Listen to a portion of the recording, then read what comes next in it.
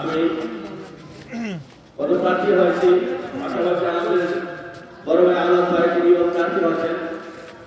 আমরা দুজনে যাতে নির্বাচনে জয়লাভ করে সেদিন আপনাদের কাছে দোয়া চাই।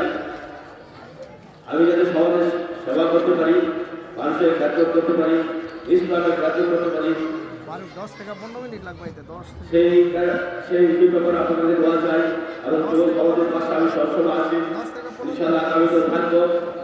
আপনাদের কাছে আমার একটি দোয়ার প্রধান রহমানের কাছে আমার যে দোয়া থাকবে সেটা হলো আগামী ফেব্রুয়ারি মাসের 11 তারিখে আমি আমার সপরিবার নিয়ে ওখানে যাচ্ছি, যাতে সেই ওখানে করে আপনাদের কাছে ফিরে আসতে পারি, সমাজের সেবা করতে পারি, মানুষের সেবা করতে পারি, ইসলামের কাজ করতে পারি।